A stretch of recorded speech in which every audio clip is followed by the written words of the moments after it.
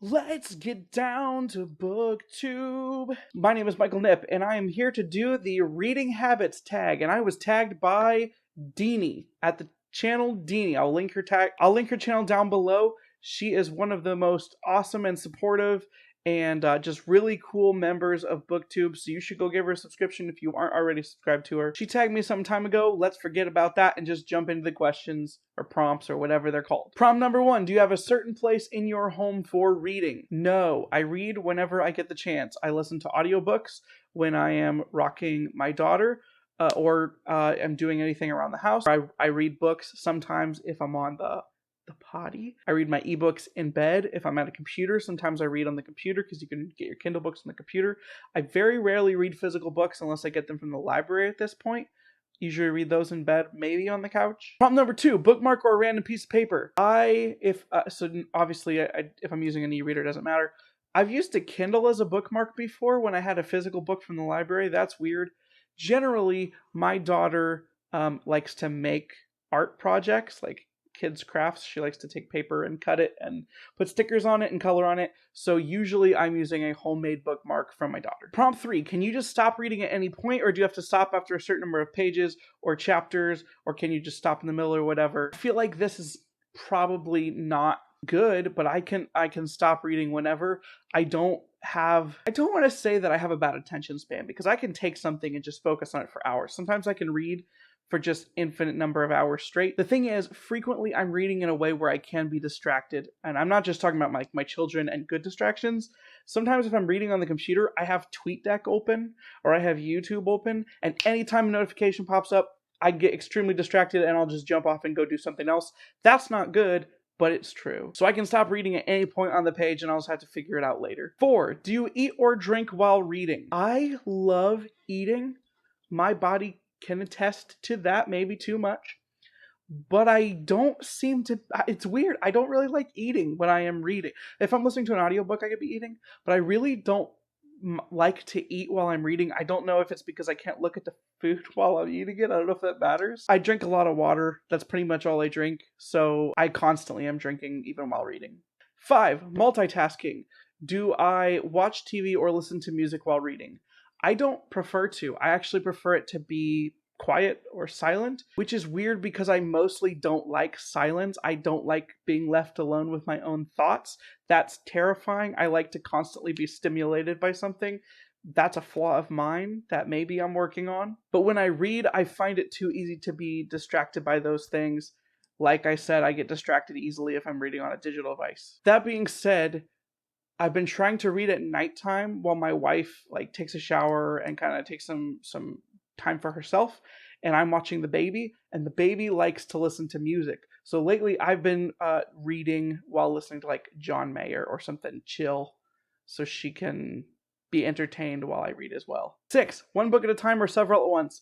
I'm almost always reading more than one book at a time. I kind of wish I could keep it down to one, but just due to different formats, audiobook, ebook, library book, different physical book, I usually am always reading at least 2 books or more. I've talked to some people, they get confused if they're reading too many books at the same time, they get them mixed up. I don't have that problem, but if you have that problem, that makes sense. 7, reading at home or anywhere. Anywhere I can read, I read. The most recent weird place I was reading was I went to get pizza and they didn't have the pizza ready, so I just sat there on my phone and read The Way of Kings. Reading out loud or silently in your head. I suck at reading out loud. I can't do it. If I try, I read way too far ahead and then my words get jumbled and I just mess up and I sound like I don't know how to read at all. So I always read silently when I have the choice. Funny anecdote. Before I actually got into reading, the first time my daughter saw me reading a book, she said, "What are you doing?" And I said, "I'm reading." And she said, "But you aren't talking," because she had never seen someone read in our house where they were not reading out loud to her. And I said that grown-ups can just read things in their head. And I don't know if she understood or not, but she took that as an answer. 9, do you read ahead or skip pages? What kind of question is that? Who skips pages when they're reading? Deanie had the same reaction to this question. If you skip pages when you're reading, you're kind of a certifiable monster. I don't like to be super judgmental all the time, but that's a bad thing to do. If you're skipping ahead to see what's going on at the end of a chapter or something, shame on you. We don't do that here. That's a naughty, naughty thing. No, we don't read ahead. 10, breaking the spine or keeping it like new. I prefer not to break the spine. I try hard not to. I don't think any of the books that I'm looking at on my shelf, which is behind the camera, are broken spines. Most of the books that I read are ebooks, though. I do have a naughty story. Do you guys remember that rant review that I posted? It was for a book called Smoke, and I really, really hated that book. It was terrible. I have this weird habit of popping my knuckles all the time subconsciously, and when I was reading that book that I hated, it was a library book. It's called Smoke. Incidentally, that's the only video I've ever made where I never actually had to make a cut. My video for that has no cuts because somehow the rage that I had for that book fueled me through an entire video without wasting airtime. I've never been able to do that since, and I probably never will again. I tried to pop my finger on the book while I was reading it, and I broke the spine, and I should feel bad.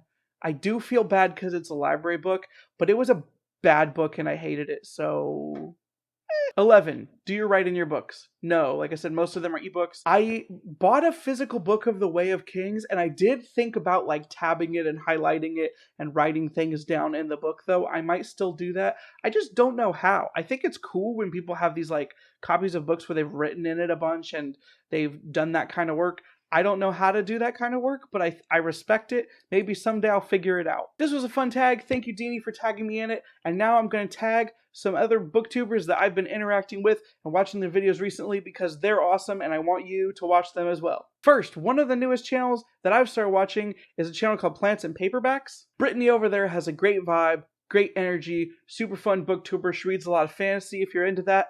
I am. You should go check out her channel. She just tagged me in another tag video they're going to be working on. I probably shouldn't have said that because it's going to date this video, and you're going to know how long it took me to get that tag out. Brittany at Plants and Paperbacks, consider yourself tagged. Everyone go check out her channel now. Speaking of fantasy, Reads with Cassara is a great channel. Cassara over there does awesome videos. I found her channel not that long ago. She does a lot of fantasy that I find super interesting. Those are my favorite stuff that she talks about. You should go subscribe to her channel if you haven't already. Cassara, consider yourself tagged. I know that you don't do a lot of tag videos. It doesn't look like that on your channel, but you've done some. So I hope that you consider this something fun you might want to do. Next, you should go check out Tia at Jungle Tea is the name of her channel. Her energy is awesome. Her background is awesome. She is hilarious. And I love watching her videos. I first found her through her extremely funny Throne of Glass review. I don't recommend watching it if you like Throne of Glass, but I thought it was entertaining. I've never read Throne of Glass. Nevertheless, she's a great member of this community, and you should go check out her channel.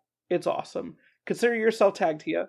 And finally, I want everybody to go check out Julie Autumnbrook's channel. She is a brand new booktuber who just started her channel this month. She's Dutch, but she's making her videos in English, and I just found her recently. She doesn't have a lot of subscribers, but she is really cool, and she's starting The Wheel of Time, which is a series that I'm also reading. She has a fun, broad taste in books as well. She just did a review video where she talks about how much she loved A Curse So Dark and Lonely, and you guys should go check out her channel, subscribe to Julie's. And Julie, consider yourself tagged. Thank you all for watching this video. Please remember that if you like the channel, you can hit the subscribe button. That's really cool. You can like it with the thumbs up button. And you can comment down below any answers that you want to answer about these books. You can say how weird I am with my answers. If you don't know anything else to comment, but you're still listening, go down below and comment your favorite food.